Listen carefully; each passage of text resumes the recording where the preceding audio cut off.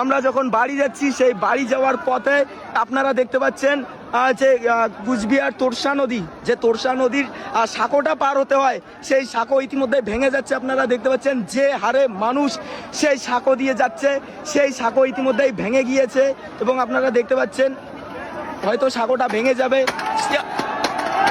আল্লাহ, ওই পালান পালান, ওই সাঁকোটা ইতিমধ্যে ভেঙে গিয়েছে। ইতিমধ্যে আপনারা দেখতে পাচ্ছেন আমাদের যে আজকে 14 এপ্রিল কুচবিহার রাসমেলার মাঠে ওয়াকফ বিলের বিরোধিতায় যে আমাদের আন্দোলন, সেই আন্দোলনে আমরা দেখতে পাচ্ছেন এত জনজোয়ার। ব্যাপারটা দেখতে পাচ্ছেন কুচবিহার, এটা হচ্ছে ফাঁসিরঘাট সেতু বর্তমান পরিস্থিতি। ফাঁসিরঘাট সেতুর এখানে আমরা ইতিমধ্যে দাঁড়িয়ে আছি। ফাঁসিরঘাট সেতুর এখানে এক ভয়ঙ্কর পরিস্থিতি। দেখুন এতদিন ধরে আমরা সর্বদিক দিয়ে পিছিয়ে, সব দিক দিয়ে পিছিয়ে, এতদিন থেকে কোনো এখানে একটা সেতু পর্যন্ত হয়নি।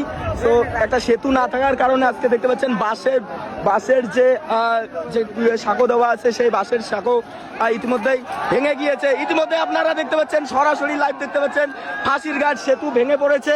ফাঁসিরঘাট সেতু ভেঙে পড়েছে। তাহলে আপনারা দেখতে পাচ্ছেন যদি মুসলমান এক হয় তাহলে মুসলমানের পাওয়ার কতটা, মুসলমানের ক্ষমতা কতটা আপনারা ইতিমধ্যেই তার প্রমাণ পেয়ে গেছেন। আপনারা দেখতে পাচ্ছেন সমস্ত মুসলমান কুচবিহার রাসমেলার মাঠে 14 এপ্রিল ওয়াকফ বিলের প্রতিবাদী আন্দোলনের যে ডাক দেওয়া হয়েছিল, নরেন্দ্র মোদীর যে ওয়াকফ বিরোধী আইন, সেই আইনের বিরুদ্ধে আমাদের যে আন্দোলন, সেই আন্দোলনের ডাকে আমরা সবাই কুচবিহার রাসমেলার মাঠে সবাই আমরা দলে দলে যোগ দিয়েছি এবং কুচবিহার রাসমেলার মাঠ থেকে আমরা যখন বাড়ি যাচ্ছি সেই বাড়ি যাওয়ার পথে আপনারা দেখতে পাচ্ছেন যে কুচবিহার তোরসা নদী, যে তোরসা নদীর সাঁকোটা পার হতে হয়, সেই সাঁকো ইতিমধ্যে ভেঙে যাচ্ছে। আপনারা দেখতে পাচ্ছেন যে হারে মানুষ সেই সাঁকো দিয়ে যাচ্ছে, সেই সাঁকো ইতিমধ্যেই ভেঙে গিয়েছে এবং আপনারা দেখতে পাচ্ছেন হয়তো সাঁকোটা ভেঙে যাবে।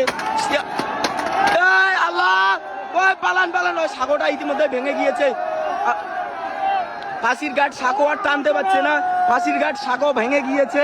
ফাঁসিরঘাটে যে এই যে বিল, তাহলে আমরা সবাই এত লোক হয়েছে, ফাঁসিরঘাট যে ব্রিজটা, যে সাঁকোটা ইতিমধ্যেই ভেঙে গিয়েছে। আপনারা দেখতে পাচ্ছেন এইদিকে কিন্তু এখনো অনেক মানুষজন দাঁড়িয়ে আছে। আমরা যারা 14 এপ্রিল কুচবিহার রাসমেলার মাঠে ওয়াকফ আইন প্রতিবাদের বিরুদ্ধে আমরা যে এই আন্দোলনে সামিল হয়েছি, আন্দোলন শেষে আমরা যখন বাড়ি ফেরার আগ মুহূর্তে আমরা যখন যে ফাঁসিরঘাট সাঁকো পার হতে হচ্ছে, আমাদের সেই সাঁকো দিয়ে যেতে হচ্ছে, কিন্তু আমরা এত মানুষজন হয়েছে, আমরা আবারও প্রমাণ করে দিলাম মুসলিম জাতি যদি এক হয় তাহলে কিন্তু দেখতেই পাচ্ছেন এক